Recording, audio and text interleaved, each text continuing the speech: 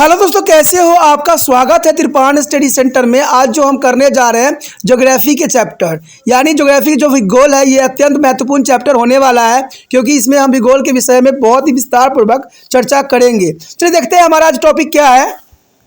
Types of rock. There is a part of earth as an interior and it is a material chapter. There is a types of rock. The rock differ in there is a property, size of particles and mode of formation. There is a most important rock has a differ in there is a property, size of the particles and mode of formation. And other basis of mode of formation, rock may be grouped into three types. There is the most important three types here: igneous, sedimentary and metamorphic. There is the most important three types. The first here, igneous rock. The igneous rock is a ball. Igneous is derived from the Latin word means igneous, mean of fire. There is the most important. The igneous rock here, the Latin word is igneous, mean of fire. Igneous rock here formed by there is a cooling of highly heated molten fluid materials as known as a magma. There is a most important. The rock here is formed by the cooling of highly heated molten fluid materials is known as a magma. There is a magma is a formation of is a rock. The word is a magma is derived from a Greek word which means a depth. It is a require a great quantity of the heat to the melt the rock under to the overlying pressure and then at the surface. We do not now there is exact a depth at which is the magma is from, but probably it is formed at a different depth not exceeding is the 40 kilometers. The molten rock is produced in increasing in a volume, which is responsible for causes or fractures or cracks in the crust. There is the most important here. The outer lining is a pressure gate of weakened. Along this is an opening, thus the forcing out the magma through them. The otherwise it can escape due to the great overlining of pressure. There is the most important here, and where the magma is ejected to the surface is called lava. There is the most important lava where the magma is ejected to the surface, it's called lava. Igneous rock are formed from a solidified molten magma below on the earth's surface. As there is a compress, the earth is a first crust and all other rock are derived from them. And this is called to the parents of the rock. It is a primary rock. There is the most important here. What is a primary rock? As the compress of the earth as a first crust and all other rock are derived from them, and these are called parents of the rock or primary rock. In a simple word, all the rock can be as described as a igneous origin because at one time to another there was a erupted to the surface. A younger series of the igneous rock is still began formed. About 95% of the volume of outermost of 60 kilometers of the earth is composed of them. And these are the largely hard and massive because of their magnetic origins and are crystallining in appearance. There is the most important here. This is largely hardened and massive because there is a magnetic origin and crystallining is appearing. On the base of their mode of the occurrence is the igneous rock can be classified as a explosive or volcanic rock and intrusive rock. There is the most important here. There is a first here extrusive igneous rock are formed by cooling of lava on the earth's surface. There is the most important. There are extrusive igneous rock are formed by cooling of lava on the earth's surface. As the lava cool very rapidly on coming of the hot interior of the earth, the minerals is a crystal is a forming this rock are very fine. There is the most important, and this rock are called is volcanic rock. The volcanic rock there is the most important, and gabbro and the basalt are the very common examples such a rock. And this rock is formed in the volcanic area, and Dickens is a plateaus or regular soil in India is derived from lava. The next important here are intrusives of igneous rock are formed when the magma solidifies below their earth as a surface.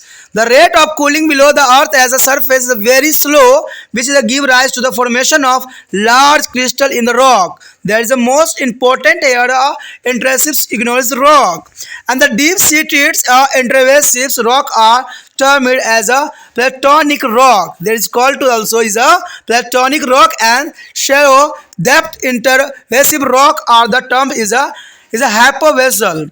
There is a granite and there is a dolerites are common example of intrusive rock.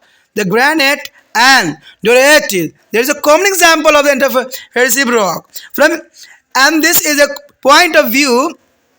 Therefore, igneous rocks can is occurrence when there is a mode of formation. There is the most important. There is a igneous rocks can be accordance with their mode of formation and be classified as a platonic and hydrovaceous and volcanic rock masses. There is the most important is a 3 point. The heads is a blocks of the chorus granitics and rock are found both in the Himalaya and Deccan plateaus. Deccan plateaus. There is the most important. The important here is a diagram of igneous rock here. There is the most important diagram. The craters, escapes rock, intensive rock, and dikes, magma, platonic rock, seals, and there is a basaltous rock. There is the most important diagram. Show there is the igneous rock here. There is a figure is the most important, and it is the illustrate of the magma or the cooling produce a rock of the different shape and size, and depending on the space are available after it forces itself into the crust. The common form of intrusives of igneous rock are both latex and silica and dikes, etc. The basalts are hugs and there is a massive of solidified magma. They vary in the size, some as much as several 100 km across and thousands of kilometers of thick. And they generally form the core of the major mountain as shown in the diagram. And the regular domes and shaped roof and sometimes appear on the surface after the erosion of millions of years. There is the most important, and seal is the horizontal interventions of solidified magma between to the layer of pre-existing rock. And that is a similarly is a more or less vertical formation of few meter to the several kilometer in the length and form few centimeter in the hundreds of meter in the thickness. The basis of a chemical property here, igneous rock are classified into acidity and the basic rock. There is the most important acidic and basic rock, and these are formed as a result of solidification of acidic and basic lava. The acidic igneous rock are composed of 65% or more of silica, and these rocks are light color, hard and very strong. Granite is example on the acidic rock, and basic igneous rock is contain less than 55% of silica. There is the most important is a 55% of silica. There is the most important acidic igneous rock are composed of 65% is more of silica and have more of iron and the magnesium. These rock is a dark color and big enough for the weatherings and gabbro and basalt and the doretal example of the basic rock. Igneous rocks are formed by the solidification of the molten materials called magma lava. There is the most important point here in the box. The igneous rocks are formed by solidification of the hot molten materials called magma lava. And extrusive igneous rocks are formed by cooling of lava on the earth as a surface is a basalt and gabbro. There is the most important. And next year, intrusive igneous rock are formed by solidification of magma below their earth as a surface is a granites.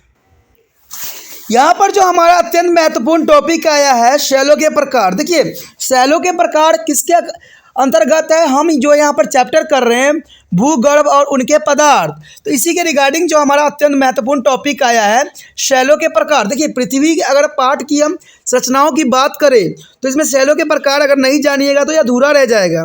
कहते हैं ये कई क्लासों के बच्चों के लिए important रहता है, चाहे जिस क्लास में अगर बच्चे हैं अगर उनमें शैलो के प्रकार है तो ये अत्यंत महत्वपूर्ण उनके समझ के लिए रहेगा। कहते हैं शैलो में अपने गुण और कणों के आकार उनके बनने की प्रक्रिया के आधार पर विभिन्न आकार की होती है, जैसे जनरली बात है। निर्माण क्रिया की दृष्टि से शैलों को जो है 3 वर्ग में डिवाइड किया गया है, यानी आग्नेय चट्टान, अवसादी चट्टान और रूपांतरित चट्टान। ये तीनों जो है शैलें हैं, जिसको आप आग्नेय शैलें भी कह सकते हो, अवसादी शैलें और रूपांतरित शैलें भी कह सकते हो, या चट्टान के रूप में भी इसको जो है परिभाषित कर सकते हो। तो इसमें कोई दो राय नहीं है। कहते हैं बहुत इंपॉर्टेंट बात आता है। अगर हम बात करें पहले की, यहाँ पर जो हमारा अत्यंत महत्वपूर्ण आया है आग्नेय शैल। देखिए आग्नेय शैल बहुत इंपॉर्टेंट है। इसमें जो अगर बात हम आग्नेय शैल की बात करते हैं तो एग्नियम्स अंग्रेजी भाषा का शब्द है और ये लैटिन भाषा के जो है इग्नेस शब्द से बना हुआ है। अंग्रेजी शब्द का अर्थ ही होता है अग्नि, यानी फायर।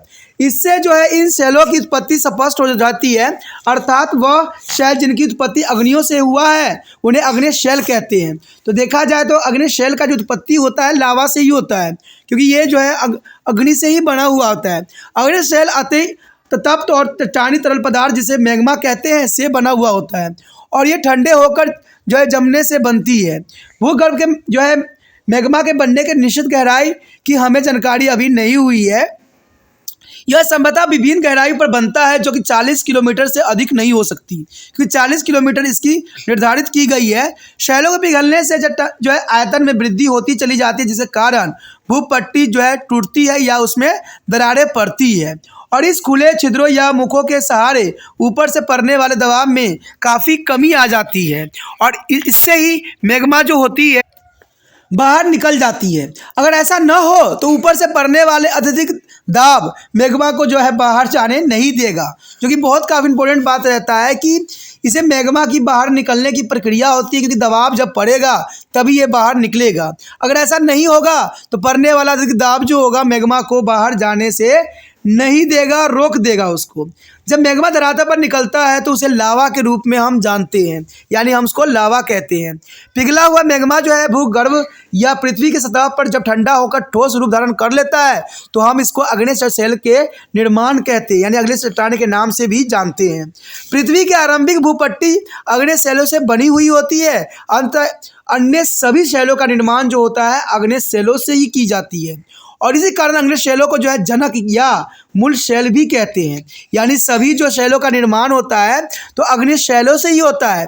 इसलिए कई जगह पर तो इसको जनक भी कहा जाता है या मूल्याधार भी कहा जाता है।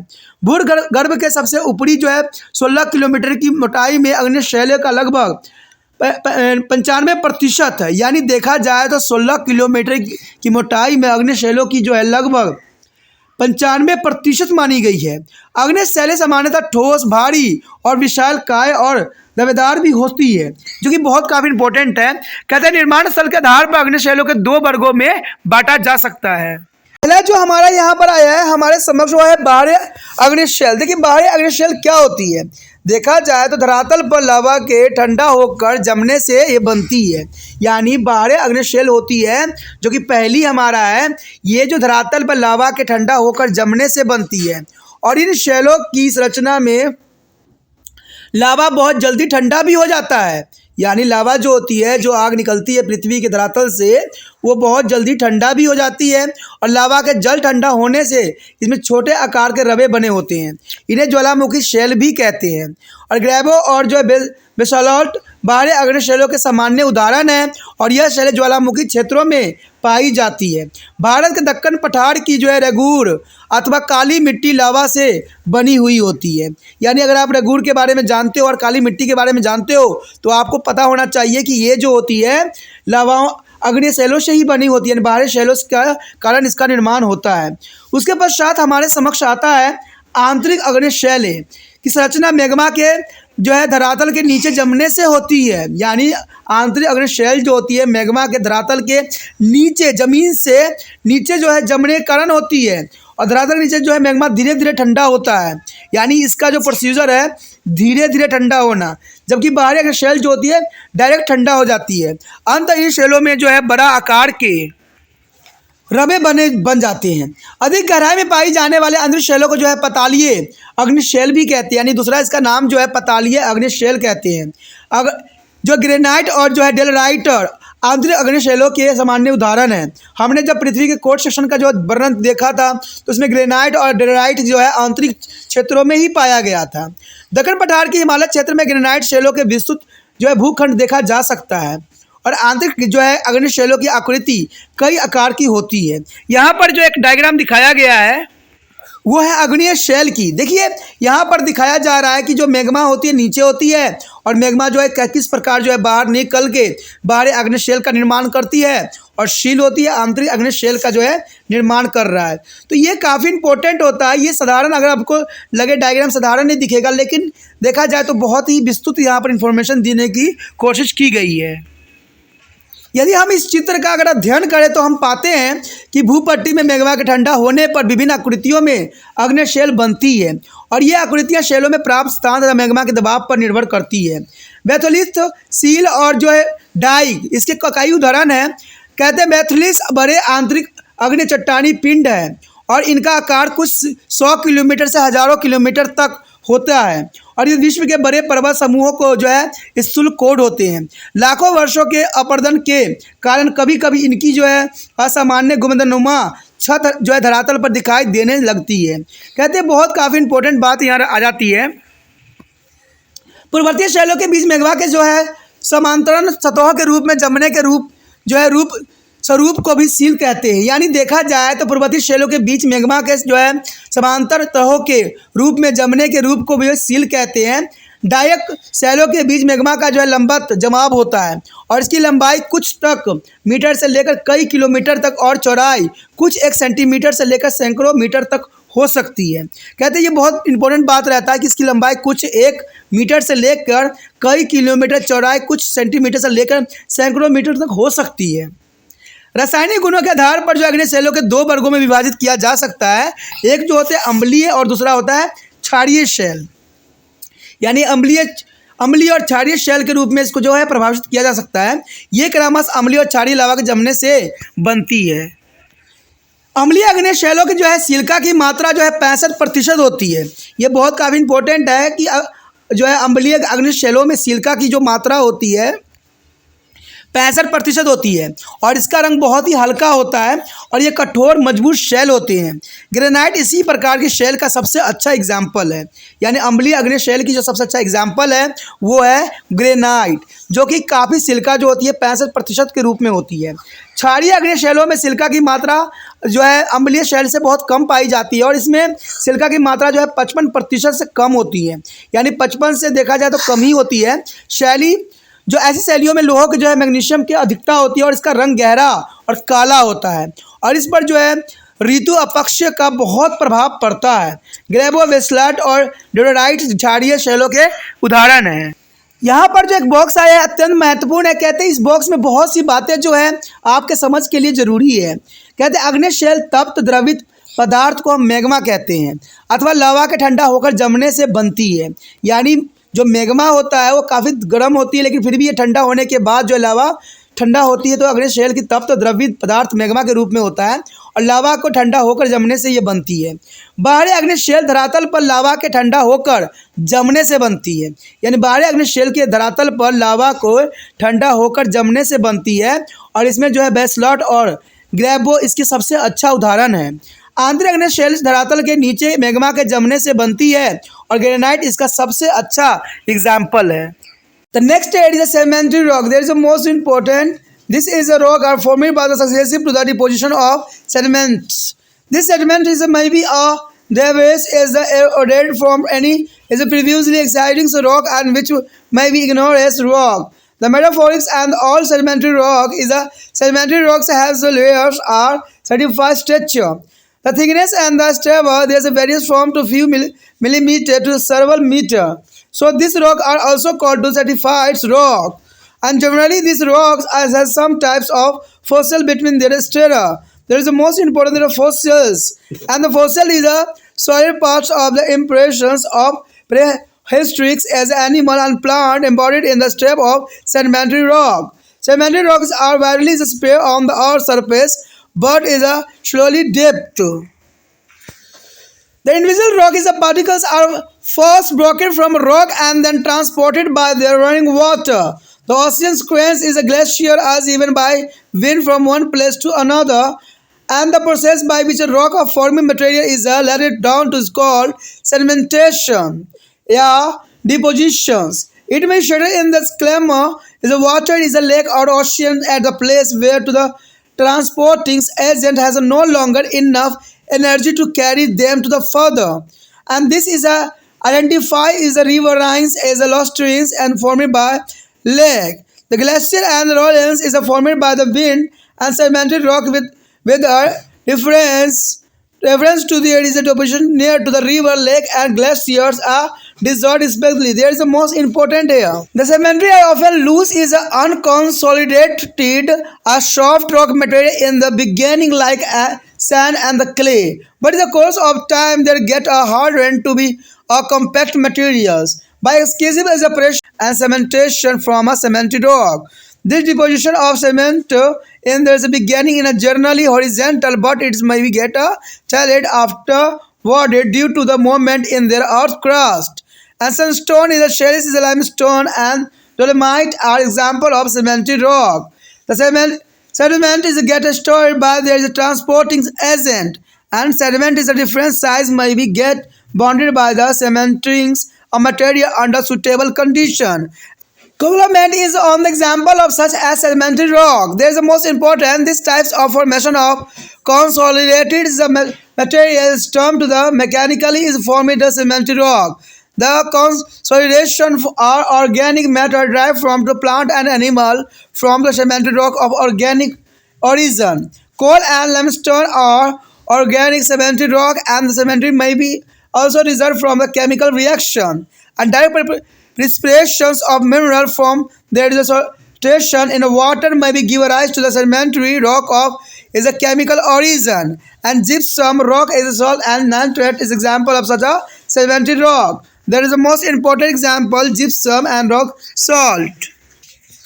There is a asphalt, it is a mountain of the wall like Himalaya, and the etc. There is a made of the sedimentary rock. The Himalaya is made by the sedimentary rock. All the alluvials is a deposit of the wall are also due to the sedimentary as a accumulations, and the all rivers the basins, particularly there is a plan and deltas. As the end is a Gangatrics plan is a Ganga, Brahmaputra delta, and good is example of sedimentary accumulation. And the most important factor here are in the box sedimentary rock are formed by successive deposition of sedimentation. The sediment and this is a rock have to layer a structure, and therefore they are also known as a sediment-filled rock. The fossil is a solid part or impression of the prehistoric and animal and plant embedded to cemented rock is which they are where there is the most important. यहाँ पर जो हमारे समक्ष आया है अवसादी शैल है। देखिए अवसादी चट्टानों में क्या खासियत होती है। इस शैल की संरचना जो है अवसादी के निरंतर जमाव से ही होती है, और यह अवसाद किसी भी जो है पर्वतीय शैल, अग्नेय और रूपांतरित और या अवसादी शैलों का जो है अपरदित मलबा हो सकता है। अवसादों का जमाव परतों के रूप में होती है, और इसलिए इन शैलों को जो है परतदार शैल भी कहा जाता है। यानी अगर देखा जाए तो अवसादी शैलों का जो होता है धीरे धीरे जमाव होती है, यानी एक परत बाई परत चढ़ती रहती है, इसलिए इसको परतदार शैल भी कहते हैं। और इन शैलों की जो मोटाई है कुछ मिमी से लेकर कई मीटर तक भी हो सकती है, यानी mm से लेके जो है मीटर तक भी हो सकता है। ये बहुत बड़ी बात है।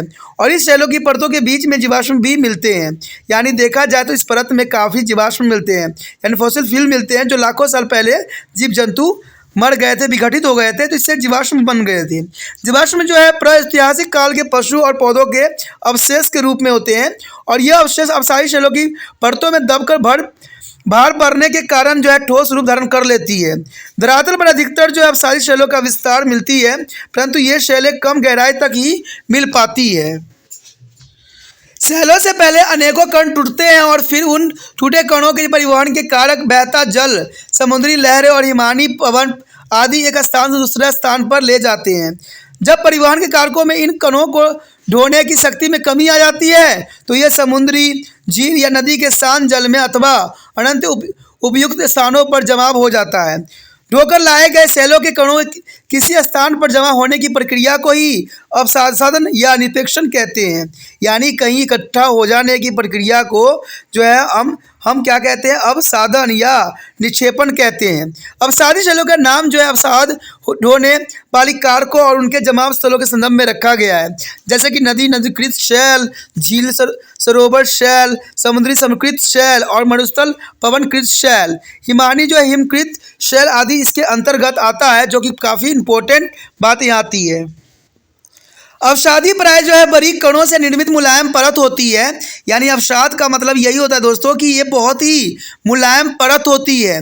आरंभ में ये बालू मिट्टी के रूप में होती है और कालांतर में यही पदार्थ भारी दबाव के कारण जो है संयुक्त रूप धारण कर ठोस बन जाती है।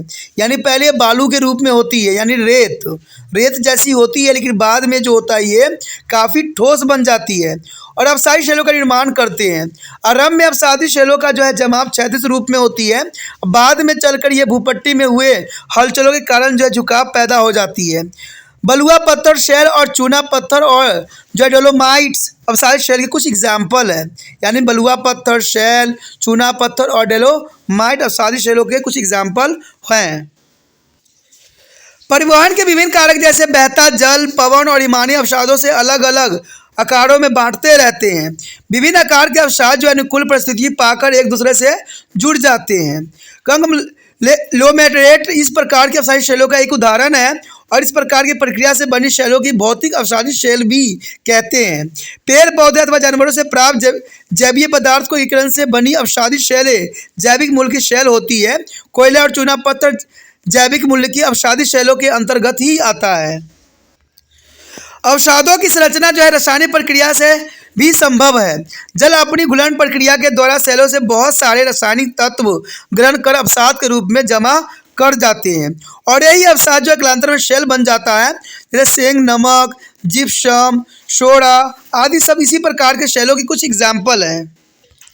कहते हैं संसार के जो विशालकाय बलित पर्वत जैसे हिमालय, एंडीज आदि की रचना शैले से हुई है। ये बहुत इंपॉर्टेंट बात है कि कहते हैं विशालकाय बलित पर्वत जैसे हिमालय और एडीज जो है शैल चट्टानों से ही निर्मित हुए हैं। संसार के सभी जलोढ़ निक्षेप से अवसादों की एकत्रित के रूप में है। अंत सभी नदियां जो है द्रोणीय विशेषकर उनके पदार्थ और डेल्टा अवसादों के जमाव से बनते हैं। इनमें से जो है सिंधी गंगा मैदान और जो है गंगा ब्रह्मपुत्र का डेल्टा सबसे उत्तम उदाहरण में से एक माना जा सकता है। कहते हैं अगर हम कुछ फैक्ट की बात करें तो इंपॉर्टेंट बात यही आता है कि अवसादी शैलों की रचना जो है अवसादों के एक से ऊपर एक जमाव होने के परिवर्तन स्वरूप हुआ है और इन शैलों में परतें होती ही है। अंत इन परतदार भी कहते हैं। यानी अवसादी शैलों की रचना अवसादों के एक से ऊपर एक जमाव होने के परिणाम स्वरूप होती है और इन शैलों में जो है परतें होती है। अंततः इन्हें परतदार शैली भी कहते हैं। जीवाश्म में जो है प्रागैतिहासिक काल के पेड़ पौधे अथवा पशुओं के अवशेष है जो अवसादी शैलियों की परतों के बीच में दबकर ठोस रूप धारण कर चुके हैं। The next is a metamorphic rock. There is a most important and last rock. There is a metamorphic rock. Most rock is a mountainous, is a resinous show on the evidence of change. All this is the course of time become a metamorphic as a chain formed to the rock, and metamorphics is the rock are formed under to the influence of heat or pressure on sedimentaries or igneous rock. And dangerous is the pressure and the high temperature change to the color, hardness, texture and composition of all types of pre-existing rock. And the process which is bearing about the change is known as a metabolism, and the ultimate is a product permit due to the operation of such as a process are defined as a metamorphics is a rock.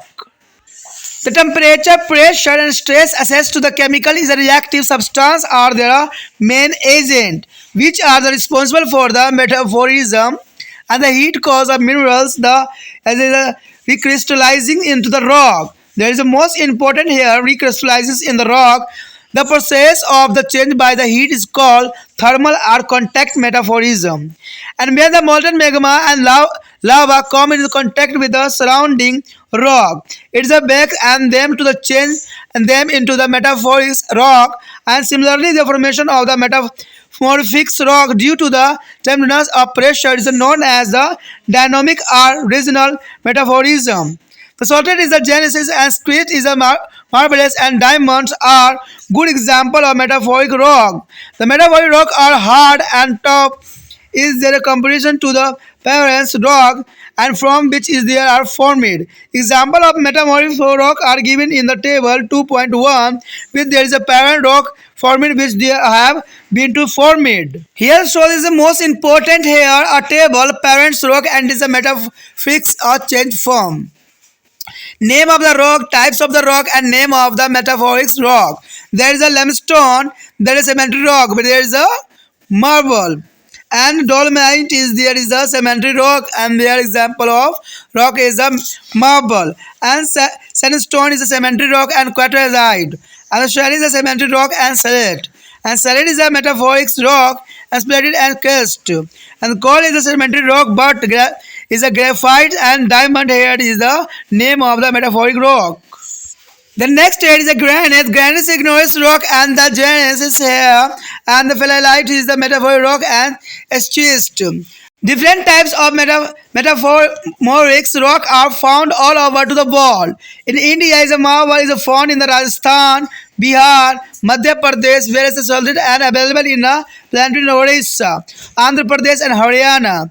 In a Kangra and the Kuman is regional is a Himalaya, solid is a different color are found. There is the most important here point. Metamorphics is a rock are formed by the effect of heat or pressure on sedimentary igneous or even metamorphic rock. And thermal metamorphism is the process by which is a rock undergoes to change as a result of great heat. And dynamic metamorphics is the modification of rock by the thermal pressure during the extensive earth movements. यहाँ पर जो हम बात करने जा रहे हैं अंतिम जो है चट्टान यानी शैल की, जिसमें रूपांतरित और कलांतरित शैल के रूप में हमारे समक्ष प्रस्तुत है। कहते हैं पर्वतीय जो है प्रदेशों में अधिकांश शैलों में परिवर्तन के प्रमाण मिलते हैं और यह सभी शैलें जो कलांतर में रूपांतरित भी हो जाती है। अवसादी अथवा आग्नेय शैलों पर अधिक ताप से या दाब पड़ने के कारण रूपांतरित शैल बनती है। उच्च ताप उच्च दाब जो है पूर्ववर्तीय शैलों के रंग, कठोरता, गठन तथा खनिज संगठन में परिवर्तन कर देते हैं। जहाँ शैलों की गर्म द्रव्य मैग्मा के संपर्क में आते हैं वहाँ उनकी संरचना में परिवर्तन आ जाता है और इस परिवर्तन प्रक्रिया को जो है रूपांतरण और या कायांतरण भी कहते हैं।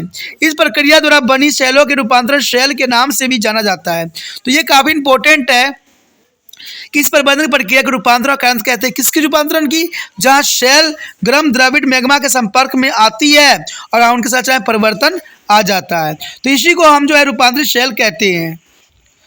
भूपट्टी में मौजूद अत्यधिक जो है उष्मा के प्रभाव से अवसादी और अग्निश शैलों की खनिज में जब रबों का जो है पुनर्निर्माण अथवा रूप में परिवर्तन होता है तो उसे हम तापीय रूपांतरण अथवा स्पर्शीय रूपांतरण कहते हैं। जब द्रव मैग्मा अथवा लावा शैलों के संपर्क में आता है तो शैलों के मूल रूप में परिवर्तन ला देता है और इसी प्रकार भारी दबाव के कारण शैलों में परिवर्तन देखने को मिलता है। दबाव के कारण हुए परिवर्तन को गणितीय और प्रादेशिक रूपांतरण भी कहते हैं, यानी दबाव के कारण हुए परिवर्तन को हम गतिक या प्रादेशिक रूपांतरण कहते हैं। स्लेट, नीस, शिस्ट और संगमरमर और हीरा रूपांतरण शैलों के कुछ उदाहरण के रूप में देखा जा सकता है। रूपांतरण शैल अपनी मूल शैली से जो है अधिक कठोर एवं मजबूत होती है, जो कि तालिका में भी हमने देखा था। कैसे रूपांतरण शैलों और उनकी शैलों को उदाहरण दिए हुए हैं और इस तालिका के अध्ययन से हम सब कुछ जान सकेंगे कि कौन से शैल जो है किस प्रकार से है। यहाँ पर आपके समक्ष जो है एक शैल और इसकी रूपांतरण शैलों के रूप में यहाँ दर्शाया गया है। इसमें जो है चूना पत्थर शैलों के नाम है और शैलों के प्रकार और बनने वाली रूपांतरित शैल। देखिए चूना पत्थर जो है अवसादी शैल से जो प्रकार है और ये संगमरमर जो है बनते हैं इसमें। जो डोलोमाइट्स की बात करें तो अवसादी शैल है और संगमरमर ही इसमें जो रूपांतरित होती है। बलुआ पत्थर जो है अवसादी शैल है और इसमें क्वार्टजाइट बनते हैं। शैल अवसादी शैल और इसमें स्लेट के रूप में कन्वर्ट होती है। उसके पश्चात स्लेट रूपांतरण शैल होती है जो कि फाइलिट्स के रूप में रूपांतरण होता है और कोयला जो होती है अवसादी शैल होता है जो कि हीरा के रूप में कन्वर्ट होता है। बात करें हम ग्रेनाइट की तो ये अग्नि शैल में कन्वर्ट होता है और इसे नीश होती है। इसमें फाइलिट्स जो होती है रूपांतरित शैल होता है जिसमें हम शिस्ट के रूप में कन्वर्ट होता है। संसार में विभिन्न प्रकार के रूपांतरित शैल पाई जाती है। भारत में संगमरमर राजस्थान, बिहार, मध्य प्रदेश में काफ़ी मात्रा में मिलता है। हिमालय प्रदेश के कांगड़ा और कुमायूं क्षेत्र में विभिन्न रंगों के जो है स्लेट मिलती है जो कि बहुत ज़रूरी बात है। यदि बात यहाँ पर हम करें कुछ फैक्ट जो हमने पढ़ा है उसमें जो है शॉर्ट पॉइंट के रूप में क्या हो सकता है, तो यही बात होती है कि रूपांतरण शैल की संरचना अपसादी, अग्नि और पूर्ववर्ती रूपांतरित शैलों पर जो है भारी दाब और जो है ताप के प्रभाव के कारण होता है। तापीय रूपांतरण वह प्रक्रिया है जिसमें भारी ताप के कारण शैलों में परिवर्तन हो जाता है, और गणितीय रूपांतरण शैल का वह बदला स्वरूप है जो पृथ्वी की हलचलों के समय भारी दबाव के कारण उत्पन्न होती है। तो ये तीनों फैक्ट जो है काफ़ी इंपॉर्टेंट है, काफ़ी ज़रूरी है। तो इसी के साथ हमारा ये टॉपिक भी खत्म हो जाता है। अगला पार्ट जो है हम अगले वीडियो में करेंगे जो अत्यंत महत्वपूर्ण होगा। तो आप इसी तरह जो है तिरपान स्टडी सेंटर को लाइक शेयर सब्सक्राइब करते रहिए। इसमें से दो बातें इंपॉर्टेंट है जिसको आपको समझना है। पहली बात ये कि जितना हो सके इस वीडियो को दूसरे बच्चे तक पहुंचाने में तिरपान स्टडी सेंटर का हेल्प करना है। और दूसरी बात ये है कि अगर आप पहली बार आप वीडियो देख रहे थे तो इसको जो है आप सब्सक्राइब करके नहीं सेव करोगे तो आपको शायद दूसरे वीडियो का नोटिफिकेशन भी प्राप्त नहीं होगा। अब बाद में अगर आप कोई टॉपिक रिसर्च करना चाहो तो आपको तिरपान स्टडी सेंटर का जो है टॉपिक नहीं आएगा, उस जगह जो है आपको दूसरा जो है पहले से वीडियो उपलब्ध है वो आएगा। इसलिए आपको ये ज़रूरी है कि इसको चैनल को सब्सक्राइब करके जो है चैनल के होम पेज को सेव कर लें। जब होम पेज आपका सेव हो जाएगा तो वहाँ पर जो है आपको हर एक वीडियो तिरपान स्टडी सेंटर के द्वारा बनाया गया मिल जाएगा। जो टॉपिक आपके काम के हैं उसको समझिए, सोचिए और अच्छे अंक प्राप्त कीजिए।